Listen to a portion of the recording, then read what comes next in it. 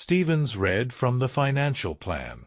Recommended actions: pay off all existing joint debts including mortgage, car loans, and credit lines. Consolidate remaining funds into new separate accounts. He looked up at the judge. Your Honor, this document proves that Mrs. Silverking's financial advisor specifically recommended commingling funds with marital debts as the first step in managing her lottery winnings. This wasn't inadvertent. It was planned. The courtroom erupted. Victoria's face went pale. Mariana looked furious. Even Hendricks seemed momentarily thrown. This trial is getting intense. What do you think will happen? Comment below with your predictions. ***. Judge Morrison gavelled for silence. Mr. Hendricks, do you have a response? Hendricks recovered quickly. Your Honor, receiving advice and following advice are two different things. While the recommendation was made, my client ultimately chose to maintain separation of funds after those initial payments. After making payments totaling over $150,000, Stevens countered. Payments that directly benefited joint marital property and obligations. You can't unscramble eggs, Your Honor. Once the funds were commingled, the separate property designation was compromised. The first. Stevens read from the financial plan. Recommended actions: pay off all existing joint debts including mortgage, car loans, and credit lines. Consolidate remaining funds into new separate accounts.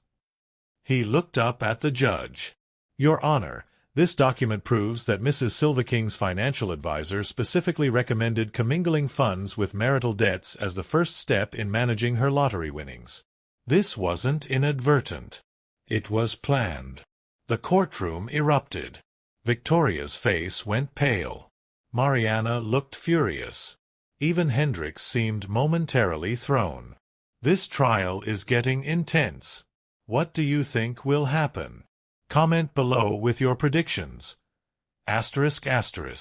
Judge Morrison gavelled for silence. Mr. Hendricks, do you have a response? Hendricks recovered quickly. Your Honor, receiving advice and following advice are two different things. While the recommendation was made, my client ultimately chose to maintain separation of funds after those initial payments. After making payments totaling over $150,000, Stevens countered. Payments that directly benefited joint marital property and obligations. You can't unscramble eggs, Your Honor. Once the funds were commingled, the separate property designation was compromised. The first. They do not, Your Honor. We're talking about approximately $30,000 out of $38 million. That's less than 0.1%. Stevens stood again. Your Honor, the amount is irrelevant.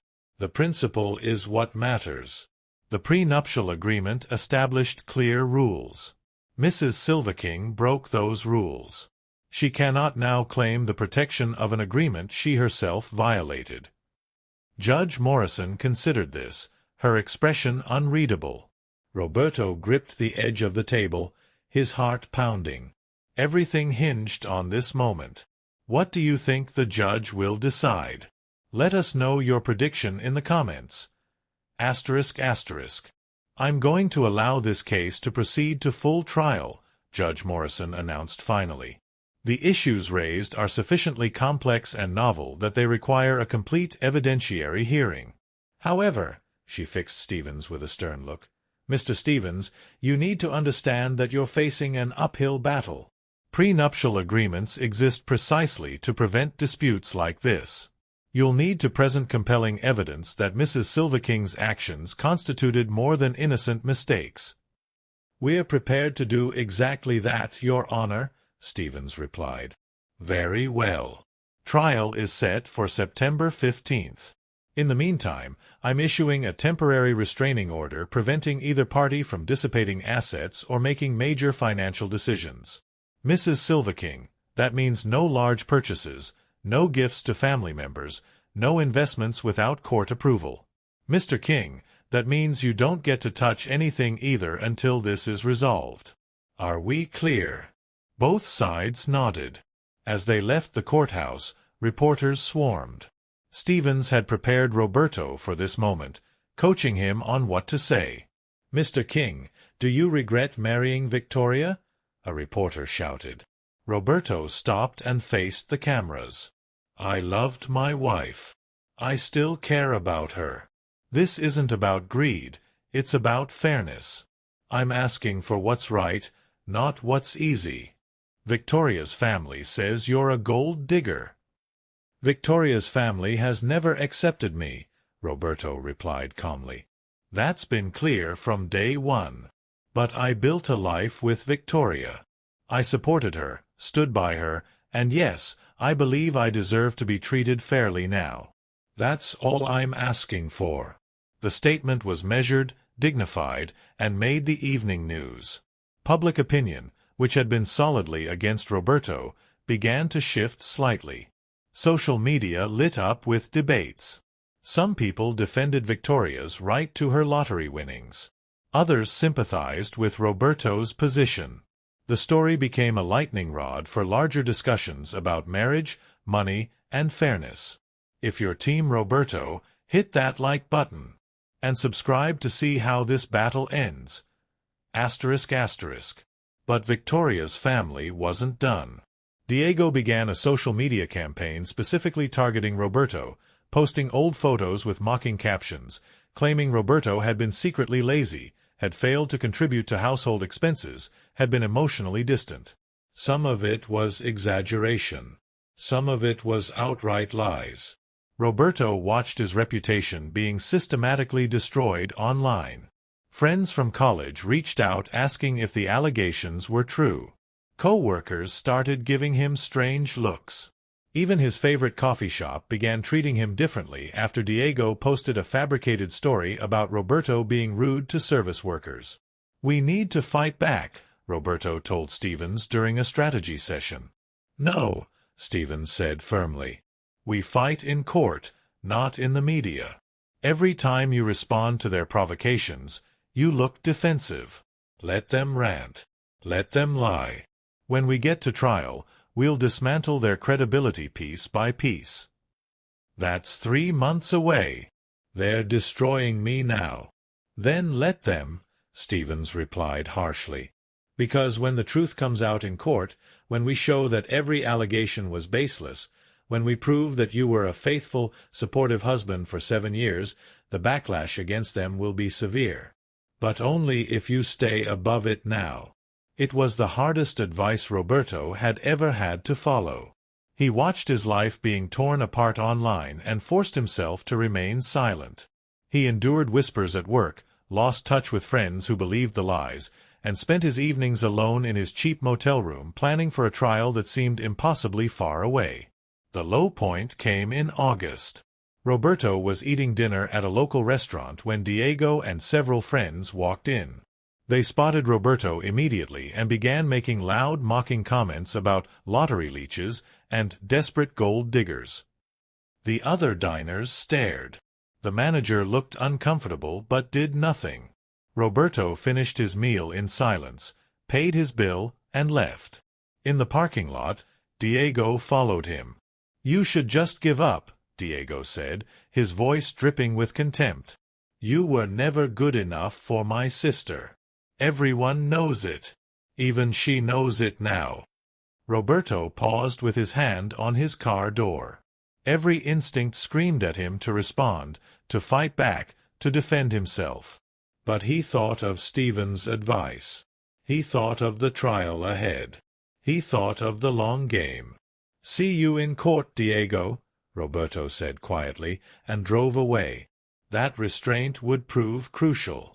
The trial began on September 15th under intense media scrutiny. The courtroom was packed with reporters, legal observers, and curious citizens drawn by the dramatic story. Victoria sat with her entire family on one side, presenting a united front. Roberto sat alone with Marcus Stevens on the other. Judge Morrison called the court to order and laid out the ground rules. The trial would last up to 2 weeks. Both sides would present evidence and witnesses. The decision would be based solely on Florida law and the specific language of the prenuptial agreement. Stevens opened with a devastating strategy. He didn't attack Victoria directly. Instead, he methodically presented evidence of commingling, bank statements, transaction records, testimony from financial experts. He showed that Victoria had made not just a few payments, but dozens of transactions that mixed lottery winnings with marital assets. Then he played his trump card. "Your Honor, I'd like to enter into evidence a document provided by Mrs. Silverking's own financial advisor." Stevens approached the bench with a thick folder. "This is a comprehensive financial plan dated 4 days after the lottery win. It was created by Merrill Lynch at Mrs. Silverking's request." Hendricks jumped up. "Objection! We weren't informed this would be introduced." "It was in your client's own records," Stevens replied coolly. "We subpoenaed all financial documents. This was included. If you didn't review it, that's not my problem." Judge Morrison examined the document carefully.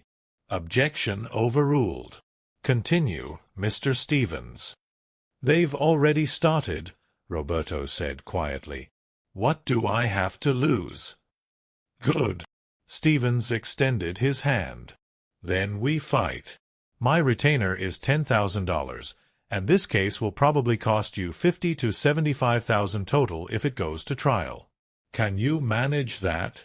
Roberto thought of his savings account, $60,000 accumulated over 15 years of careful budgeting. It represented every vacation he'd skipped, every luxury he'd denied himself, every extra hour of overtime he'd worked.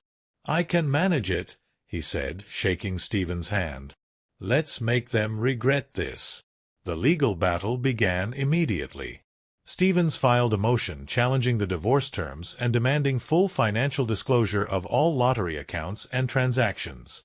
Victoria's attorneys responded with their own motion seeking emergency court orders to prevent Roberto from making any claims against the winnings. The local media, which had initially covered the lottery win as a feel-good story, began picking up on the divorce drama. Roberto arrived at work one morning to find reporters in the parking lot. His boss, Charles Henderson, called him into his office that afternoon. "Roberto, I need to ask, is any of what they're saying true?" Henderson was 60 years old, a self-made man who'd built his construction management company from nothing. He'd always been fair to Roberto, but his expression now was troubled.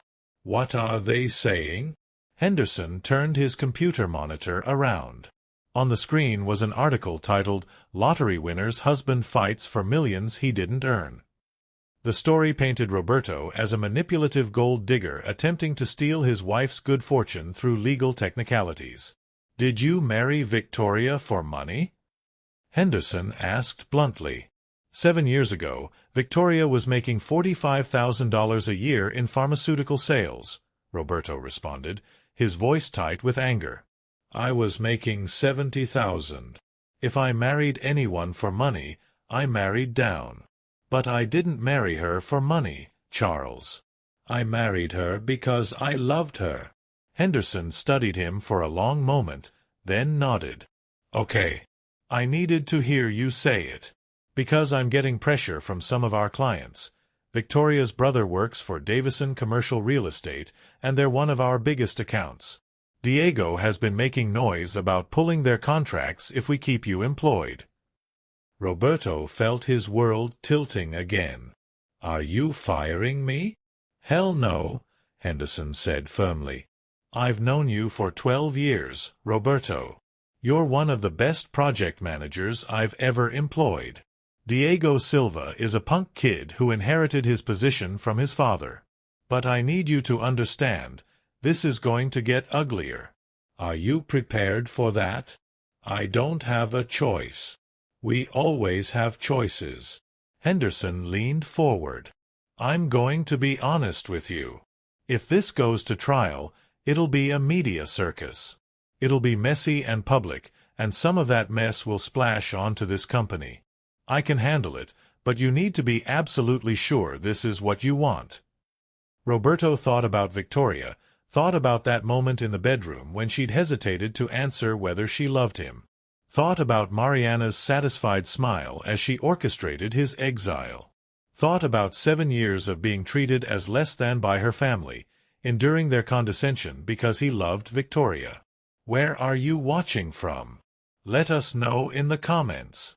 It's amazing to see viewers from all around the world following Roberto's story. ***. It's not about the money, Roberto said finally. I mean, yes, I need the money, they've taken everything else. But this is about respect. About not letting them erase me like I never mattered. Henderson nodded slowly. Then fight. And know that you still have a job here, regardless of what Diego Silva threatens. The preliminary hearing was scheduled for 3 weeks later. In that time, Marcus Stevens worked tirelessly, building their case. He discovered that Victoria had made several other payments from the lottery account, paying off her car loan, her credit cards, even sending money to her mother for expenses. Each payment further commingled the lottery winnings with marital assets. But Victoria's attorneys were equally aggressive. They filed motions accusing Roberto of financial misconduct during the marriage. They subpoenaed his employment records, his tax returns, even his medical records. They deposed his friends and co-workers, searching for anything that could paint him as an unsuitable spouse. The most painful moment came when they deposed Roberto's sister, Elena, who lived in California. Elena was his only family. Their parents had died in a car accident when Roberto was 25, and Elena was all he had left. The deposition lasted 6 hours, with Victoria's attorneys grilling Elena about Roberto's character, his relationship with Victoria, any possible financial impropriety. Afterward, Elena called Roberto in tears. "They made me feel like you were some kind of criminal," she sobbed. "They kept twisting my words, making everything sound suspicious." "I'm so sorry, Roberto. It's not your fault," he assured her, though his own hands were shaking. "They're trying to break us. Don't let them." The preliminary hearing arrived on a sweltering June morning. The Orange County Courthouse was packed with reporters, curious onlookers, and Victoria's entire family. Roberto entered with Marcus Stevens, wearing his best suit, trying to project confidence he didn't feel. Judge Patricia Morrison presided, a stern woman in her late 50s with a reputation for no-nonsense fairness. She reviewed the motions from both sides with careful attention, occasionally asking pointed questions that made both legal teams sweat. "Mr. Stevens," Judge Morrison said finally, "you're arguing that lottery winnings, which are explicitly defined as separate property in a valid prenuptial agreement, should be considered marital property because of subsequent financial decisions made by Mrs. Silverking?" "Yes, Your Honor," Stevens replied confidently. "Florida law is clear that separate property can become marital property through commingling. The prenuptial agreement itself contains language requiring separate property to be maintained separately. Mrs. Silverking violated that requirement through multiple transactions." Mitchell Hendricks rose smoothly. "Your Honor, these were minor, inadvertent transactions made in the chaos immediately following the lottery win. My client immediately corrected these oversights and has since maintained strict separation of all lottery funds. The prenuptial agreement clearly states—" "I can read, Mr. Hendricks," Judge Morrison interrupted dryly. "What I'm trying to determine is whether your client's minor, inadvertent transactions constitute a pattern of commingling sufficient to override the prenuptial provisions." "So that's your final word? That's reality." Victoria moved toward the door, then paused. "I'll sleep in the guest room tonight. Tomorrow, we can discuss the logistics more calmly." She left, closing the door softly behind her. Roberto stood alone in the dark bedroom, surrounded by 7 years of shared memories that suddenly meant nothing. He pulled out his phone and began searching for divorce attorneys in Orlando. If Victoria and her family wanted war, he'd give them one. But he'd be smart about it. He'd find someone who could see through their tactics, who could analyze that prenuptial agreement and find the weak points he knew had to be there. Because Roberto King had spent 15 years managing complex construction projects. He understood contracts, he understood details, and he understood that no agreement was truly ironclad. There was always a flaw, always a loophole, always a way. As the first light of dawn crept through the blinds, Roberto made a decision. He wouldn't just roll over and accept Victoria's generous offer. He would fight, not just for the money, but for his dignity, for 7 years of his life, for the principle that marriage meant something more than a piece of paper that could be discarded the moment it became inconvenient. The first call he made was to Marcus Stevens, a divorce attorney whose reputation for aggressive representation had made him both famous and controversial in Central Florida legal circles. The second call was to his bank, checking his accounts. The third call was to a locksmith. If Victoria wanted him out, he'd make sure he took everything that was legally his in the meantime. The battle for justice was just beginning. Chapter 2. The Fight for Justice. Welcome back. If you're just joining us, make sure to watch Chapter 1 first to understand Roberto's journey. And don't forget to subscribe and hit the notification bell so you never miss an update. Marcus Stevens' law office occupied the 15th floor of a glass tower in downtown Orlando, overlooking Lake Eola. At 53, Stevens was a bulldog of an attorney with silver-streaked hair and a reputation for taking on seemingly impossible cases, and winning.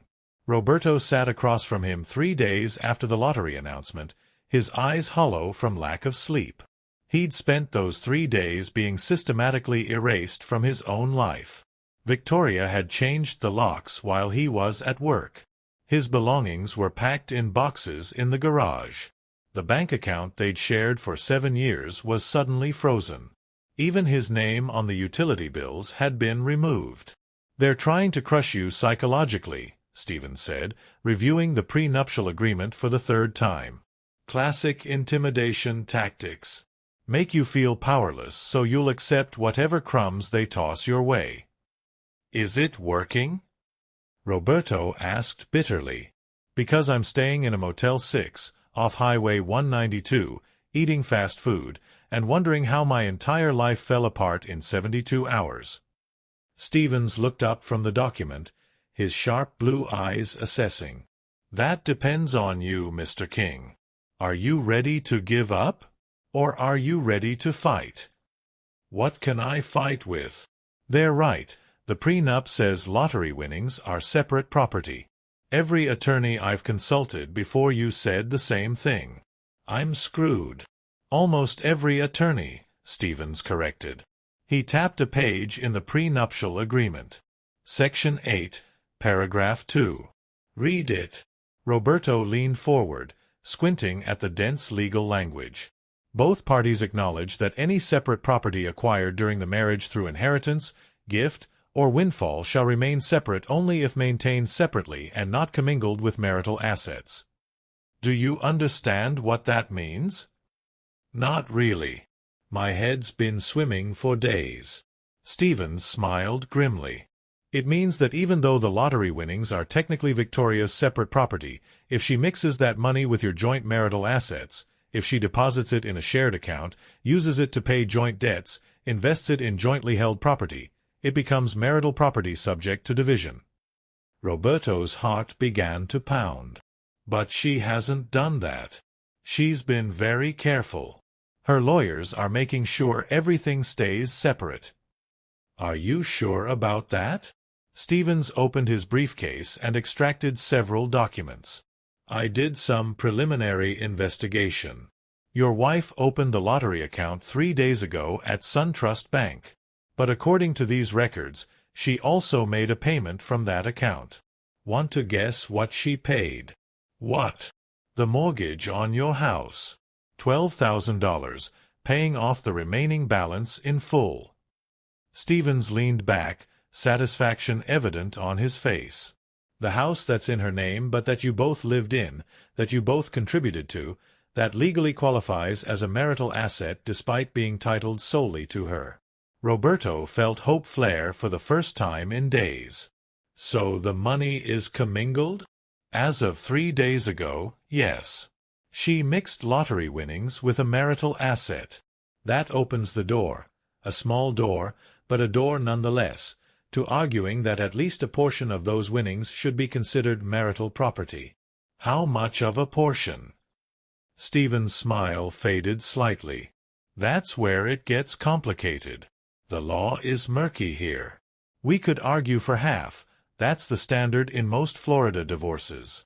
But realistically, we'd probably be looking at somewhere between 20 and 40%, depending on the judge and how well we argue our case.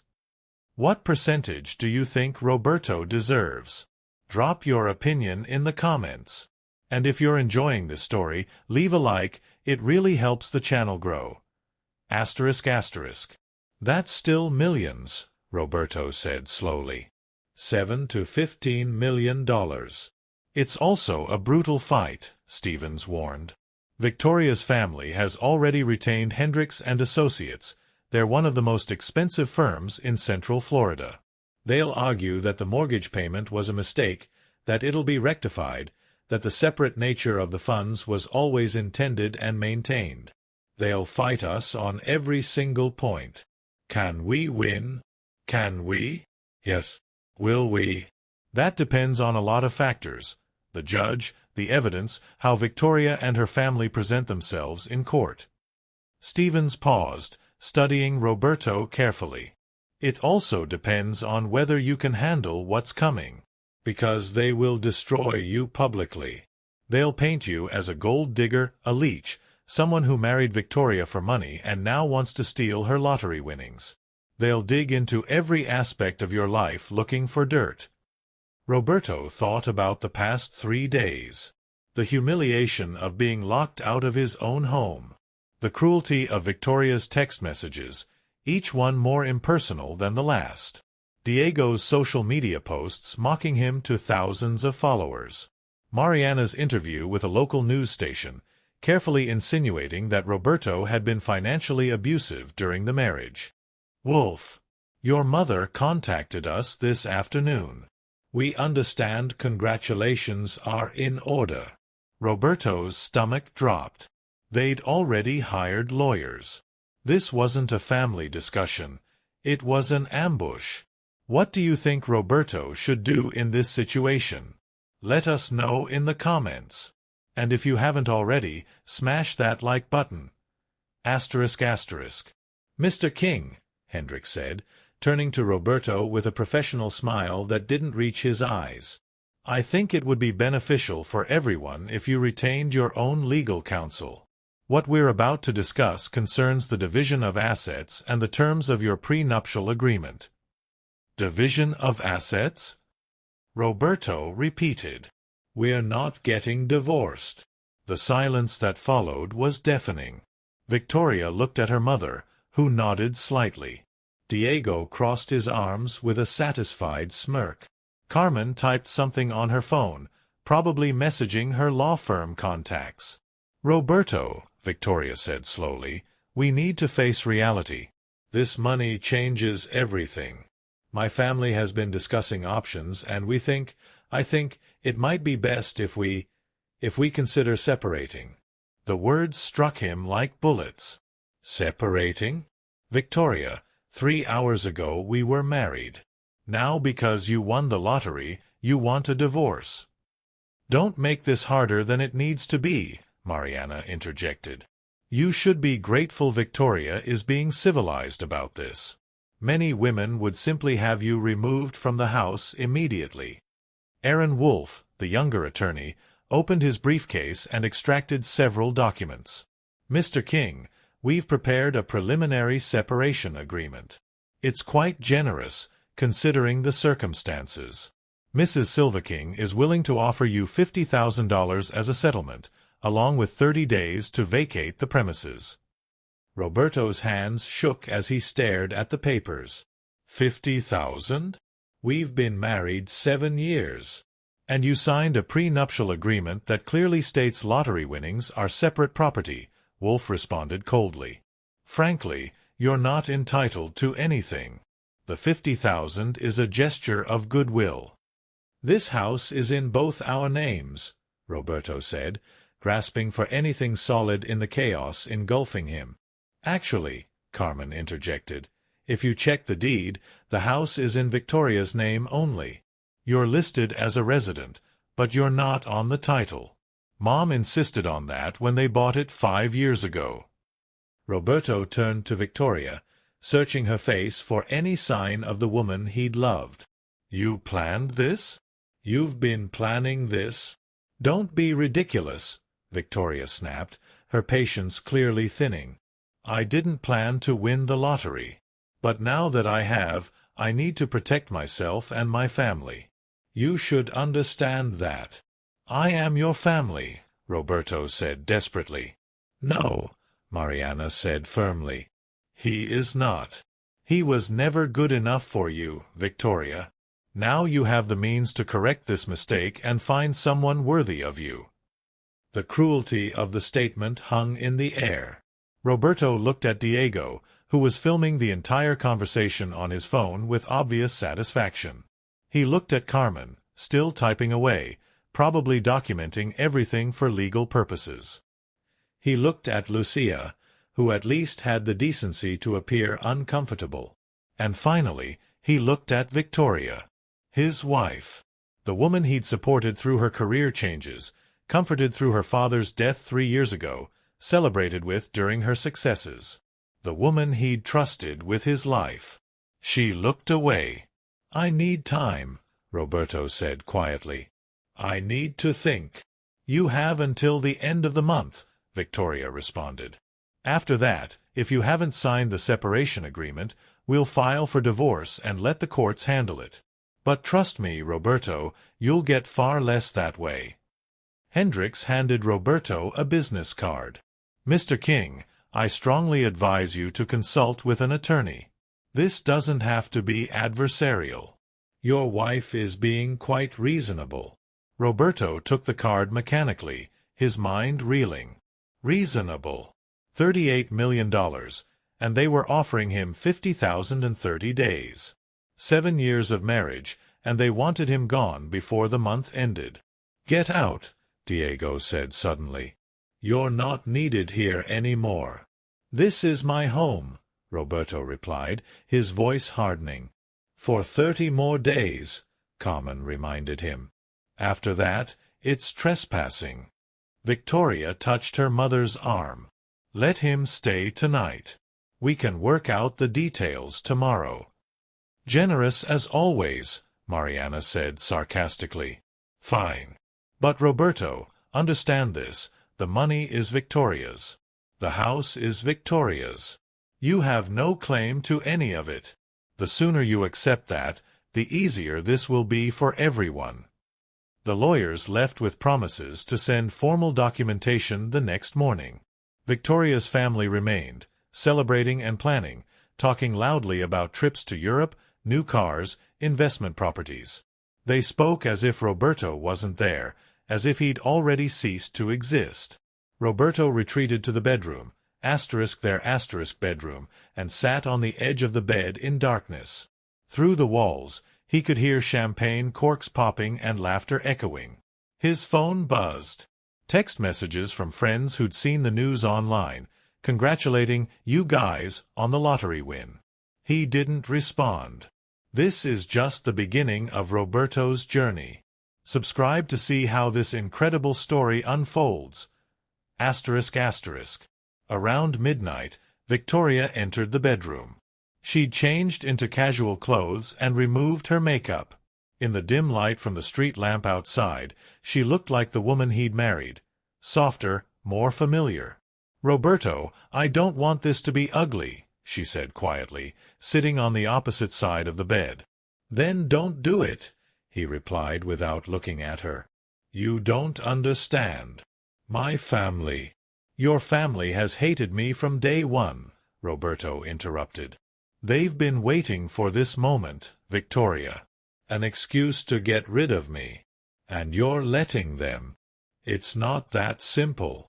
"It's exactly that simple." Roberto finally turned to face her. "Do you love me?" Victoria hesitated, and in that hesitation, Roberto had his answer. "I care about you," she said carefully. But Roberto, be honest. We've been drifting apart for years. You're always working, I'm always traveling. We barely see each other anymore. Maybe this is the universe telling us it's time. The universe, Roberto repeated bitterly. Not your mother. Not the $38 million. The universe. Don't make this about money. What else would it be about? Roberto stood, anger finally replacing his shock. You won the lottery 8 hours ago, and 8 hours later you want a divorce. What am I supposed to think? Victoria stood as well, her jaw set. Think whatever you want. But the prenup is clear, Roberto.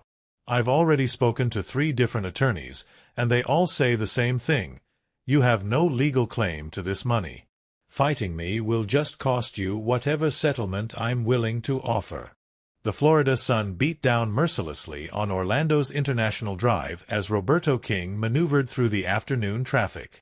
His white Toyota Camry, now 8 years old but still reliable, carried him home after another exhausting day managing construction projects for Henderson and Associates. The air conditioning struggled against the 90-degree heat, and Roberto loosened his tie, thinking about the quiet evening ahead. At 39 years old, Roberto had built what he thought was a solid life. His marriage to Victoria Silva had lasted 7 years. 7 years of what he believed was partnership, compromise, and shared dreams. They'd met at a corporate event in Miami, where Victoria's infectious laugh and confident presence had captivated him immediately. She worked in pharmaceutical sales, traveled frequently, and brought an exciting energy to his otherwise structured life. If you're enjoying this story so far, don't forget to subscribe to the channel and hit that like button. Your support means everything. ****. Roberto pulled into the driveway of their modest 3-bedroom house in the Millenia neighborhood. The lawn needed mowing. He'd been too busy with the new shopping center project to keep up with yard work. As he entered through the garage, he immediately sensed something different. Voices, loud, celebratory voices, echoed from the living room. "Roberto! Roberto, get in here!" Victoria's voice cut through the house, shrill with excitement. He dropped his briefcase by the door and walked toward the commotion. The living room was packed with people. Victoria's mother, Mariana Silva, her brother Diego, her sister Carmen, and even her Aunt Lucia had driven down from Jacksonville. Empty champagne bottles littered the coffee table, and everyone's faces were flushed with joy. "What's going on?" Roberto asked, confusion evident in his voice. Victoria rushed toward him, waving a piece of paper. Her dark eyes gleamed with an intensity he'd never seen before. "We won. Roberto, we won the lottery. $38 million. The words hit him like a physical blow. Roberto steadied himself against the doorframe, his mind struggling to process the information. "What? How?" "The ticket I bought last week at the 7-Eleven on Sand Lake Road. The numbers came up tonight." Victoria was practically dancing, her black hair swinging wildly around her shoulders. Mariana stood up from the couch, her expression less jubilant than her daughter's. The 62-year-old woman had never hidden her disapproval of Roberto. From the moment Victoria announced their engagement, Mariana made it clear she thought her daughter could do better than a simple project manager, without family wealth or connections. "This changes everything, Victoria," Mariana said pointedly, her Brazilian accent thick with emotion. "Everything." Roberto moved closer, reaching for Victoria's hand. "This is incredible, honey. We need to be smart about this. Get a financial advisor, maybe a lawyer to help us." "Us," Diego interrupted, stepping between Roberto and Victoria. At 28, Victoria's younger brother had always been protective and hostile toward Roberto. "What do you mean, us?" "Victoria bought that ticket with her own money." "Diego, come on," Roberto said, trying to keep his voice calm. "We're married. We're partners. Of course this is for both of us." The room fell silent. Victoria extracted her hand from Roberto's grip, taking a small step backward. That tiny movement sent a chill down Roberto's spine that had nothing to do with the air conditioning. Drop a comment below telling us what city you're watching from. We love hearing from our viewers around the world. ***. Roberto, we need to talk, Victoria said quietly. Maybe in private. No, Mariana interjected firmly. He needs to hear this with all of us present. Victoria, show him. Victoria's face reddened, but she reached into her purse and pulled out a folded document. Roberto recognized it immediately, their prenuptial agreement. They'd signed it 7 years ago, at Mariana's insistence. At the time, Victoria had minimal assets, and Roberto had foolishly thought the prenup was just a formality to appease her mother. Section 12, Paragraph 4, Carmen said from the couch, reading from her phone. She was a paralegal at a law firm in Tampa and had clearly already reviewed the document. Any lottery winnings, inheritance, or financial windfall received by either party during the marriage remains the separate property of the recipient, not subject to division as marital property. Roberto felt the floor shift beneath him. But that was meant to protect us both. In case something happened. In case you tried to take what isn't yours, Diego spat. Victoria won this. Not you. Her ticket, her money. I'm her husband, Roberto said, his voice rising despite his efforts to remain calm. 7 years, Victoria. 7 years of building a life together. Victoria finally met his eyes, and what he saw there broke something inside him. There was no warmth, no recognition of their shared history. Just calculation. Roberto, this is more money than either of us ever dreamed of, she said carefully. It's enough to change everything. But the prenup is clear. This is my money. Legally, you have no claim to it. I'm not talking about legal claims, Roberto shot back. I'm talking about our marriage. Our partnership. Do you really think a piece of paper from 7 years ago defines what we are to each other? Mariana stood and placed herself firmly beside her daughter. That piece of paper is a legally binding contract that you signed willingly. Victoria is being generous by even discussing this with you. Many women in her position would simply have their lawyers handle it. The threat hung in the air like the humid Florida heat. Roberto looked around the room at the faces staring back at him. Diego's open hostility, Carmen's cool indifference, Lucia's uncomfortable silence, and Mariana's barely concealed satisfaction. Only Victoria showed any hint of conflict, but it was rapidly fading behind a mask of determination. "So that's it?" Roberto asked, his voice barely above a whisper. 7 years, and this is what it comes down to? "Don't be dramatic," Victoria said, her tone shifting to the one she used with difficult clients. "We'll figure something out. But right now, I need you to understand that this money is mine. The prenup is ironclad. My family just wants to make sure you understand that before we move forward." Move forward with what? The question hung unanswered as the front door opened and 2 men in expensive suits entered without knocking. The first was a silver-haired man in his 50s carrying a leather briefcase. The second was younger, 30s, with the predatory look of an aggressive attorney. "Mrs. Silverking," the older man said, extending his hand to Victoria. "I'm Mitchell Hendricks, and this is my associate, Aaron."